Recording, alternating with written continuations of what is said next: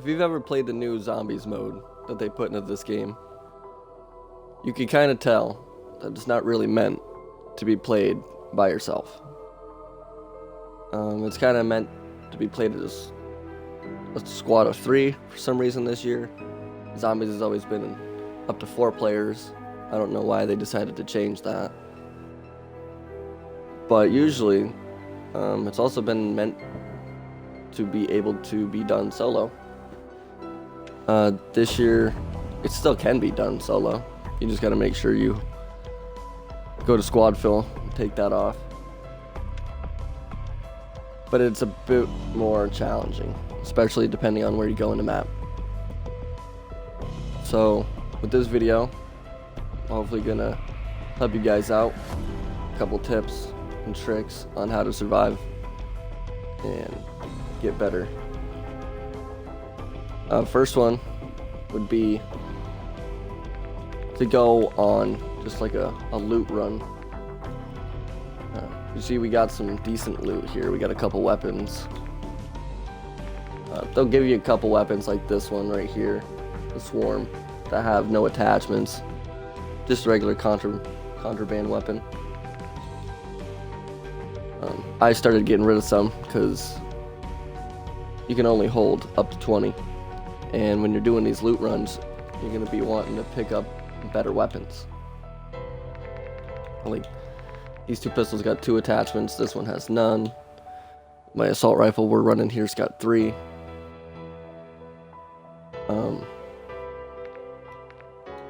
Another tip would be, as you're doing those loot runs, is to look for some of the locked tactical and equipments that you guys have. Because if you end up exfilling with, like, if we find tear gas, or I guess it's not tear gas, it's experimental gas, we put that in our inventory. Along with, like, I've unlocked the breacher drone and the drill charge this way, like the proximity mine, C4, any one of these 3. If we equip those, then we exfil, we'll unlock it for zombies and for multiplayer. It also works with weapons too.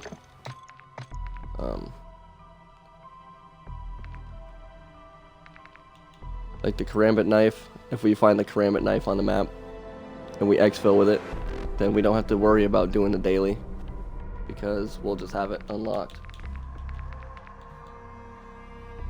Which is a great way to save some time. Some of these dailies, like this one, had 5 daily challenges. It's doable. You'd have to do your 3 in the multiplayer and 3 in zombies. Maybe win a couple games. But it's just a lot easier just to find it and exfil with it. You could also use an insured slot, but there's a cooldown on these. Every time you use it, you get to select your weapon that you want. So if you're looking to level up a gun or get some camos, that's probably the best way to use this, like the weapon that you're trying to use. But if you're just trying to survive, best bet is to use one of these. Plus, worst case scenario, you go down and you lose it all. It's not the end of the world, especially if you do a couple loot trips.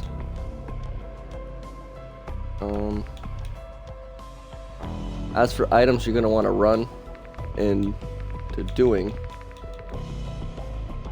we're going to want to go over and we're going to want to see if you can craft anything.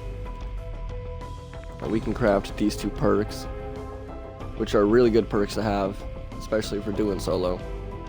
So, you get Deadshot, and we also got Stamina. And the way the schematics work in this is they're on cooldowns.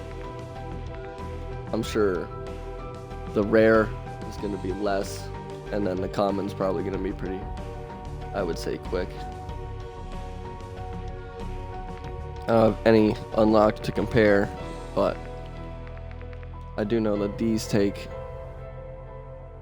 3 hours to cool down. So all rares, or all epics are 3-hour cooldowns. And I've heard that the Wonder or the Ultras are like a day or two of a cooldown, which is quite excessive, but maybe they'll fix that. So we craft those, and if you don't craft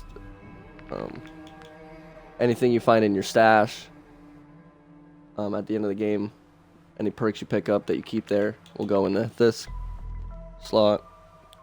But you gotta watch out because you can only have 10. We have 5, so we're good. But as far as your rewards go, you can have as many as you want. This seems to be unlimited rewards. You get these rewards by doing story missions. So first one, which is how we got Jug, which is pretty easy to do in solo. It's how I did it.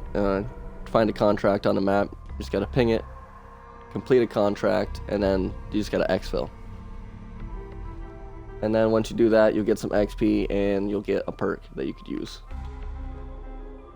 And then we got another stamina up perk for the third challenge here. Run over 30 zombies with a vehicle and then repair a vehicle tire. All you have to do is go up to a vehicle, shoot a tire, and it'll give you a button prompt to repair the tire. Which I didn't know. I brought my vehicle to the gas station and fixed it that way, and it didn't work. So I was kind of confused. But a buddy of mine helped me out with that. What's the oh, we get a key, or a tool rather. Those are good to have. Some weapon unlocks. I'm looking to see what the death perception perk. So there's a couple of perks, good upgrades. You're gonna want to continue doing these. You also unlock just more. There's a story mode to this.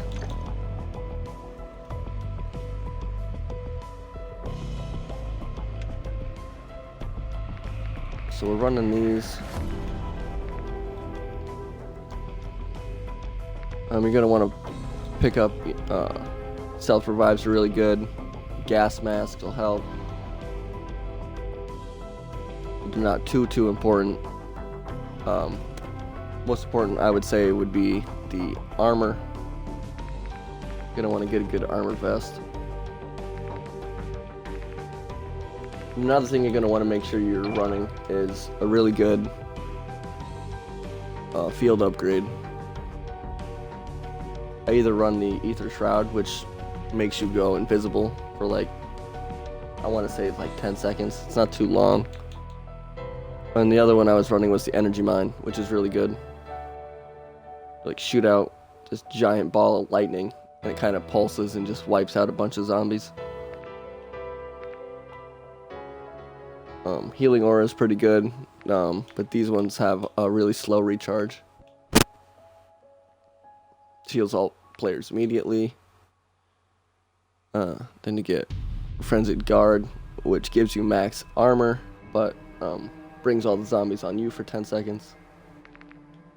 So makes you kind of like a sacrifice for a little bit.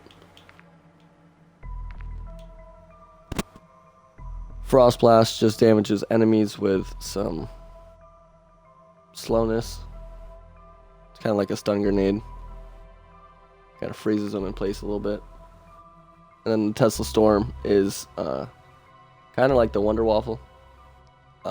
Between all three, or how many players you have, you can have up to 6 on a squad if you find another squad. It'll link a bunch of lightning between the players, stunning and damaging enemies around. But all those have a really slow, so I'd rather just use one of these medium ones.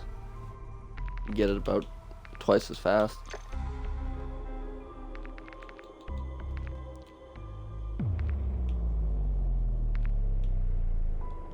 That's pretty much it. If you don't have a stamina up spot, there's a couple places on the maps that'll, if you do a couple challenges, they'll give you free perks.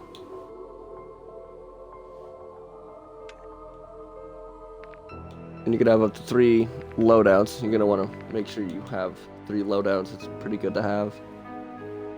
Because if you do go down, you lose everything. So if you go down, you can have a couple backups. But shouldn't be too bad. This one, see, we got a better backpack pickup. The one thing that does carry over is your weapons, your gear. Your gear will carry over between characters. I've just been using this game mode to unlock a bunch of equipment, saving time on the dailies. They do have some pretty sweet zombie camos, but some of them, all the weapons are different. The first tier for every weapon is 250 kills, and then you get the base first camo. But after that, all the weapons have different challenges to unlock. None of them are the same. It's not like multiplayer. Just the first camo is the same, with 250 zombies down. So yeah, I would say that your best bet is to knock out the first camo challenge. You can do that solo, easy, and then exfil. But that's pretty much it. Hopefully this helps you guys, and if it does, hit that like button, subscribe, and I'll catch you guys on the next one. Till then, peace.